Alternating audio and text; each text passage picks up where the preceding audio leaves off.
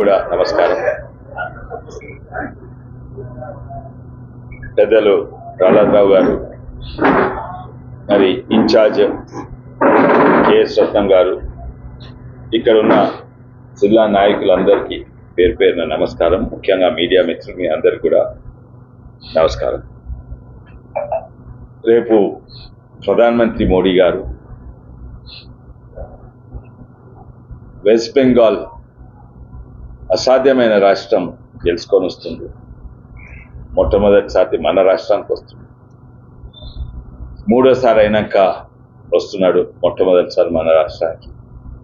రామ మందిరం కట్టినాక మన రాష్ట్రానికి వస్తుండు.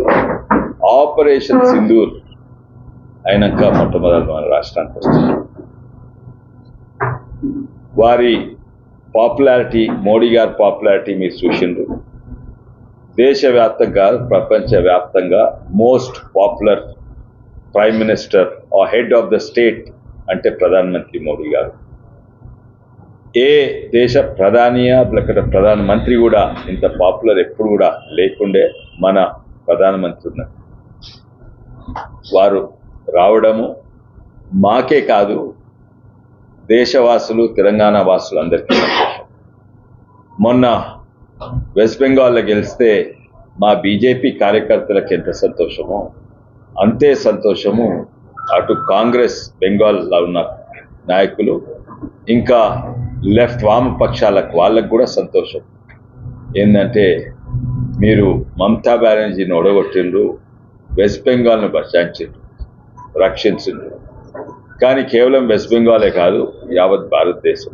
ఎందుకంటే అది gate way of infiltration, Rohingyas ఇంకా బంగ్లాదేశీస్. మొన్న యుద్ధం అయింది ప్రపంచంలో అంతటా. ఎల్పిజి ధరలు పెరిగినాయి అంతటా. అమెరికాల నూనె వెళ్తుంది భూముల నుంచి. పెట్రోల్ డీజిల్ ధరలు రెండింతలు, 50%, 100% ఎక్కువైనాయి. అమెరికాలో ఎక్కడైతే పెట్రోల్ ఉత్పత్తి అవుతుందో అక్కడ కూడా $4 పెట్రోల్ $6 అయింది. కొన్ని జాగాల $3 పెట్రోల్ $5 అయింది. కానీ ఇక్కడ మాత్రం పెరగలేదు. ఇవన్నీ చేసినా కూడా మన తెలంగాణలో, కేవలం మన తెలంగాణ ప్రచారం ఏంటంటే మోడీ ఏం చేస్తలేరు. అది ప్రచారము ఇప్పుడు నమ్మడము బంద్ అయిపోతున్నది. దాంతో వాళ్ళ పొలిటికల్ పార్టీస్ కూడా ఏవైతున్నాయో తెలంగాణలో, ఒకటేమో కుటుంబ పార్టీ, ఇంకోటేమో డైనాసిటీ పార్టీ అంటే వారసత్వంతో నడుస్తున్న పార్టీ, వాళ్ళ కథ కూడా ఖతమైతుందని వాళ్ళకి భయం పుట్టుకుంది. అందుకే మేమేమో అందరికి చెప్తున్నాం, రాండ్రి మోడీ గారికి, ఇది కేవలం బీజేపీ కాదు, అందరు కూడా రావచ్చు అని చెప్తుంటే ఎంతోమంది ప్రేమతోటి ఫ్లెక్సీలు పెట్టుకుంటే ఫ్లెక్సీలు చింపడం జరుగుతుంది హైదరాబాద్ సిటీలో. ఓ తీరా మాకు సంతోషమే, ఎందుకంటే వాళ్లకు భయం అవుతున్నది మోడీ వస్తున్నది. ఫ్లెక్సీలు చింపడమే కాక ఇప్పుడు తెలుస్తుంది ఏంటంటే ఈ భయానికి వాళ్ళు రేపయ్యే ఎలక్షన్స్ మళ్ళా పోస్ట్పోన్ చేసేటట్టున్నారు. అది కూడా చర్చలు జరుగుతున్నాయి. ఎందుకంటే ఈ హీట్లనే ఎలక్షన్ పెడితే మొత్తము స్వీప్ అవుతుంది బీజేపీకి అని ఎలక్షన్స్ కూడా వాళ్ళు పోస్ట్పోన్ చేస్తానికి ప్రయత్నం చేస్తారు. కానీ ఇవన్నీ పక్కకు పెట్టి మీ ద్వారా ప్రజలకు తెలపదలుచుకున్న, మోడీ గారు వస్తుంది. అందరూ కూడా బస్సులు వికారాబాద్, పరిగి, తాండూర్ల బస్సులు అంతటా ఇంతజాం చేసిండ్రు. మా నాయకులు ఎంతోమంది ఉండ్రు. ఇన్ని రోజులు మంచిగా ప్రిపరేషన్ చేసి పనిచేసిండ్రు. వాళ్ళు ఎవరైనా రాదలుచుకుంటే బస్సులు ఉంటాయి, లేకుంటే మా నాయకులను అడగండి. మీరందరూ కూడా రావాలి, వచ్చి మోడీ గారిని వినిపోవాలి. ఎందుకంటే మనకు దిక్కు, తెలంగాణకు దిక్కు మోడీ గారే. వాళ్ళు ఏమన్నాండ్రి, గుడ్డు పెట్టుకొని తిరగని సీఎం గారు, లేకుంటే 8 ఎంపీలు ఏం చేయలేదన్నాండ్రి, లేకుంటే మా 2 కేంద్ర మంత్రులు నుండి ఏం చేస్తారు అనుకోండి. అవన్నీ అబద్ధాలు. ఈరోజు ముఖ్యమంత్రి గారే అన్నారు, నన్ను చీల్చినా కూడా ఒక్క పైస వెళ్ళదు.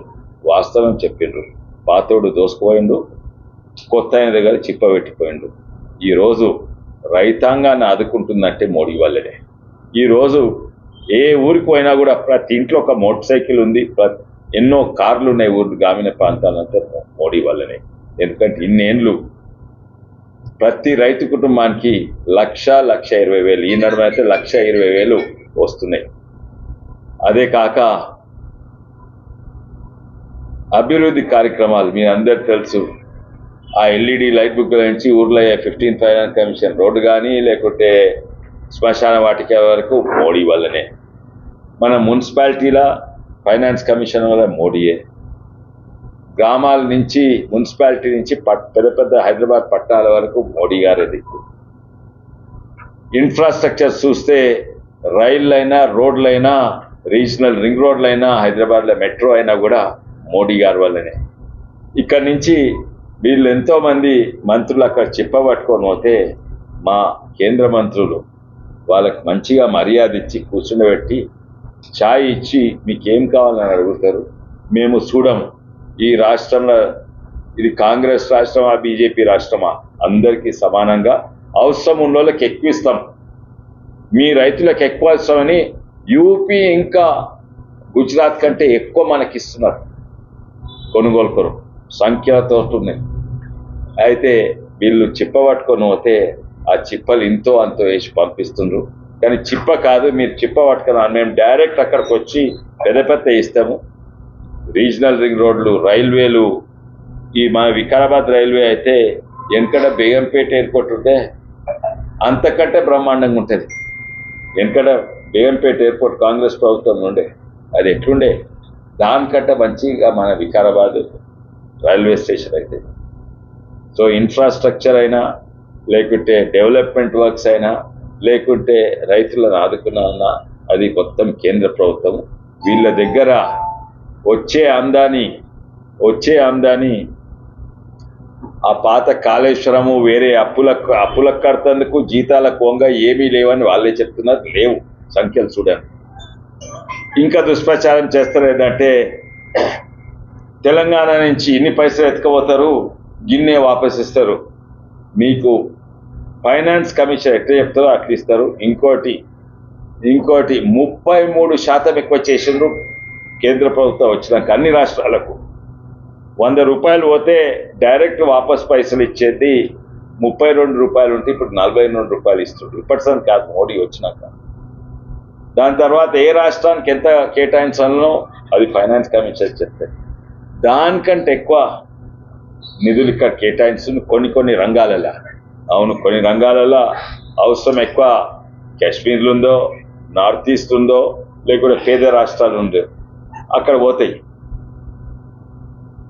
లేదు మనం ధనవంతులం, మనం ఎక్కువ పైసలు రావాలంటే అట్లా నడవదు. మేము హైదరాబాద్ ఎక్కువ ట్యాక్స్ కడుతున్నాము, నిధులన్నీ హైదరాబాద్ కేటాయించాలని అట్లా నడవదు. అవును, ట్యాక్స్లు హైదరాబాద్ అట్లంటే మన రంగారెడ్డి జిల్లా, ఉమ్మడి రంగారెడ్డి జిల్లా ధనిక రాష్ట్రం. మా దగ్గర పైసలు తీసుకొని ఎక్కడ ఖర్చు పెడుతున్నారు? మహబూబ్ నగర్లోనా, ఇంతకు ముందు సిరిసిల్లాలో ఇక్కడక్కడ ఖర్చు పెట్టేది. ధనవంతులు ఎక్కువ ట్యాక్స్ కడతారు, అది వాస్తవం. అది ఖర్చు పెట్టేది దేశానికి ఎక్కడ అవసరమో అక్కడ